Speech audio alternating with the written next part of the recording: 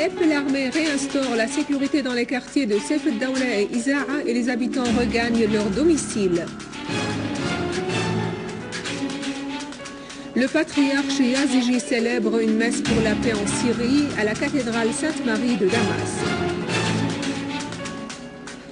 Le Premier ministre affirme la lutte antiterroriste se poursuit en parallèle avec le dialogue politique national.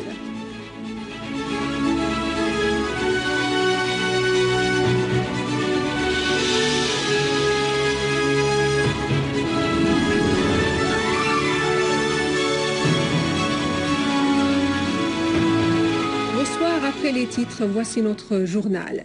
Le président Bachar al-Assad a promulgué aujourd'hui la loi 35 fixant le budget général de l'État pour l'exercice 2013 à 1383 milliards de livres syriennes.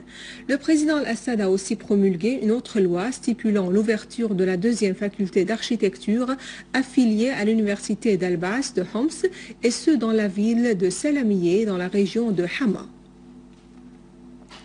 Dans une conférence de presse, le ministre de l'Information, M. Amran Za'bi, a affirmé que des développements intenses sont en cours ces derniers jours et que des efforts politiques sérieux se déploient pour l'intérêt du peuple et de l'État arabe syrien. À propos des événements sur le terrain, le ministre de l'Information a confirmé l'existence des bandes armées d'Al-Qaïda en Syrie, financées par certains pays régionaux et occidentaux. Le ministre de l'Information a affirmé que la Syrie, peuple et gouvernement, est optimiste quant à la réalisation de la victoire sur le terrorisme conduit par Al-Qaïda. Amran a ajouté que la position russe à l'égard de la Syrie n'a pas changé, soulignant que la Russie ne s'ingère pas dans les affaires intérieures de la Syrie. M. al-Za'bi a indiqué que la Syrie est prête à entamer un processus politique à travers le dialogue national et l'organisation des élections transparentes.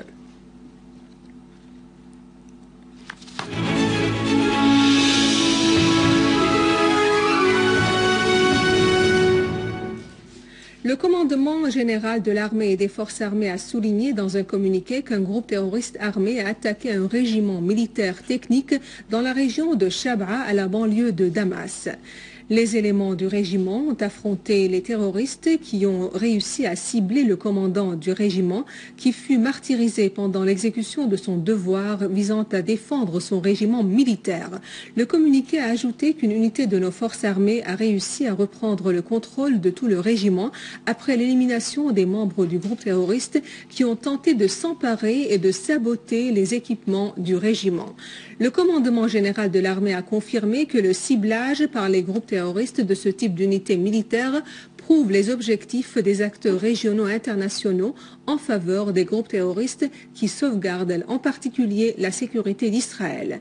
Le communiqué a également souligné que les forces armées continueront à travailler côte à côte avec le peuple syrien afin de torpiller les plans des groupes criminels et ceux qui sont derrière eux et de garder la Syrie forte et imprenable.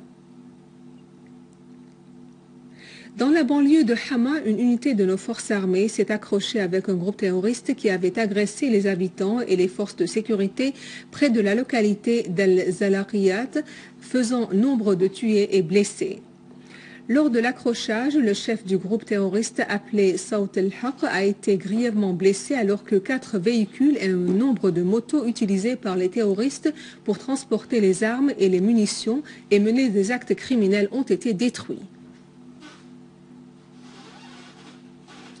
Une unité de nos forces armées a déjoué aujourd'hui une tentative d'un groupe terroriste visant à faire exploser un engin d'environ 50 kg à l'intérieur de l'hôpital Al-Nahda à Daraya, dans la banlieue de Damas.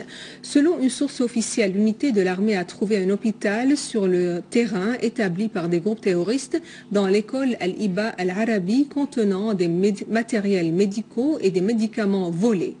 Selon la même source, les terroristes ont transformé l'école en un repère pour la planification de leur opération criminelle et pour le stockage des médicaments volés des hôpitaux publics et privés afin de soigner leurs blessés des groupes mercenaires tués par les coups de nos forces armées.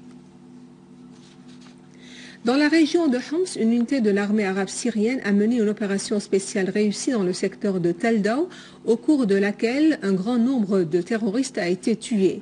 Un véhicule semi-remorque équipé de mitrailleuses lourdes a été également détruit au cours de cette opération. Grâce à nos forces armées, les habitants d'Alep dans les quartiers de Saif el-Dawle et Al-Iza'a ont regagné leur sécurité et leur foyer. La télévision syrienne a fait une tournée et a filmé ces quartiers purifiés par l'armée arabe syrienne, des groupes terroristes et des mercenaires. Je prie Dieu afin que la Syrie remporte la victoire sur ses ennemis, car nous avons quitté nos maisons depuis 5 mois. Je prie Dieu afin que l'armée arabe syrienne soit sauvegardée du terrorisme qui menace notre vie. Les terroristes qui prétendent lutter pour la liberté ont pillé tous nos biens et nos maisons. Je suis très optimiste et je remercie l'armée arabe syrienne. L'armée arabe syrienne protège nos femmes, nos enfants et nos maisons des groupes terroristes mercenaires. Le Premier ministre Wael Halaqi a affirmé que le processus de construction se poursuit en Syrie parallèlement avec l'affrontement des ennemis de la patrie. La Syrie renouvelée, patrie de tolérance, de partage et de fraternité, continuera à progresser malgré ceux qui veulent porter atteinte à ses capacités. Au cours de la cérémonie organisée à l'occasion de la fête nationale de l'arbre à Sabboura, dans la banlieue de Damas, Halaqi a souligné que le secteur agricole et son développement constituent une des plus urgentes priorités pour l'économie syrienne. Le gouvernement qui accorde de multiples formes de prêts pour le développement de la production agricole et le défrichement des terres. Il a fait noter que l'arbre représente un symbole de vie, de don et représente la réconciliation nationale pour le présent et l'avenir et pour la continuité de toutes les valeurs de la patrie. La prière ou la messe de Noël organisée ce matin dans la cathédrale Sainte-Marie El-Mariamia à Baktouma à Damas pour l'instauration de la paix en Syrie a été parrainée par le patriarche Jean Yazgi X, patriarche d'Antioche et de tout l'Orient pour les Grecs orthodoxes. Le patriarche Yazigi a affirmé que les chrétiens en Syrie étaient à travers les siècles partie essentielle dans la civilisation, la culture et le patrimoine de leur patrie, soulignant qu'ils se tiennent avec les autres côte à côte pour surmonter les difficultés et traverser la crise actuelle.